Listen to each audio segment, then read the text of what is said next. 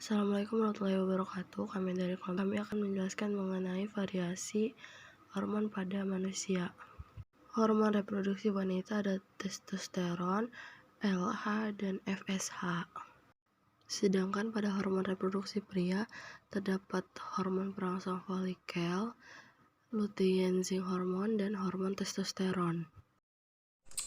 Fase-fase menstruasi. Nah, pengertian dari menstruasi itu sendiri adalah keluarnya darah dari vagina akibat luluhnya sel telur yang tidak dibuahi oleh sperma.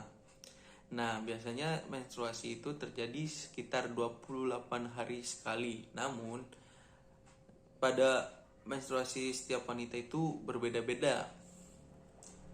Nah, fase pertama, menstruasi. Fase dalam siklus menstruasi yang pertama biasanya terjadi sekitar 3-7 hari. Pada masa ini, lapisan dinding rahim luluh menjadi darah.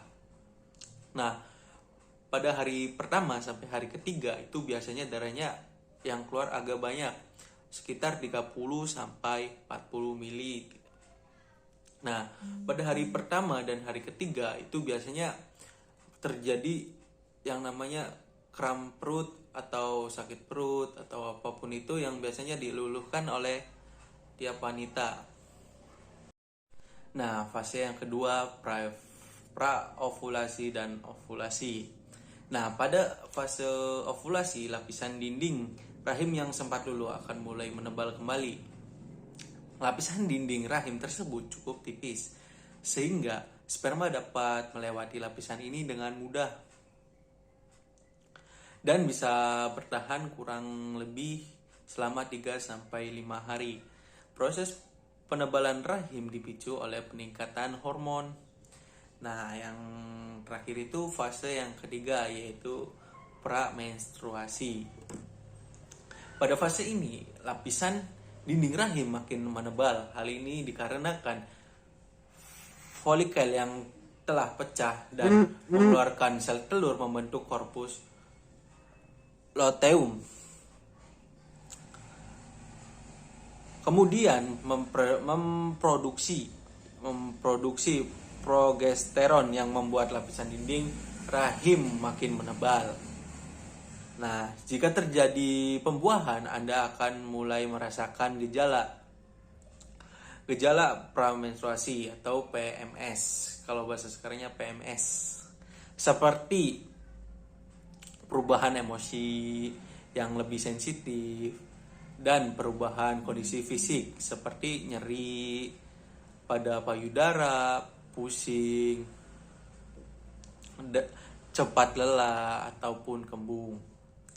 Nah, selain gejala tersebut, korpus luteum akan mengalami degenerasi dan berhenti memproduksi progesteron jika tidak terjadi pembuahan. Kadar progesteron dan estrogen akan menurun. Lapisan dinding rahim juga akan luruh hingga menjadi darah menstruasi. Selanjutnya, saya akan menjelaskan mengenai menopause dan andropause. Menopause merupakan suatu fase ilmiah yang terjadi pada wanita yang biasanya terjadi pada usia wanita itu 40 tahun ke atas. Kondisi ini merupakan suatu akhir kondisi biologis yang menandakan bahwa berakhirnya masa subur seorang wanita, yaitu ketika pada usia menopause. Wanita itu dikatakan menopause ketika siklus haidnya itu sudah berhenti selama 1 bulan.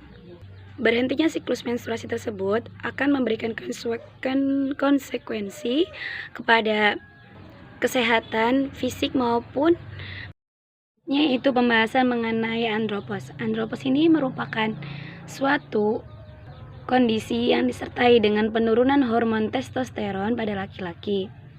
Berbeda dengan menopause, penurunan hormon testosteron dan perkembangan gejala berjalan lebih bertahap dibandingkan dengan proses menopause pada wanita. Sekitar 30% laki-laki pada usia 50 tahun akan mengalami fase andropause, yang disebabkan oleh menurunnya kadar testosteron. Perubahan yang terjadi pada fase andropos ini tidak hanya terjadi pada fisik, tetapi juga berpengaruh pada kondisi psikis. Selain itu, yang paling berpengaruh adalah antara lain yaitu berkurangnya ereksi, ada juga menurunnya libido, dan orgasme yang terlambat. Kurang lebih sekian pembahasan dari saya. Berikut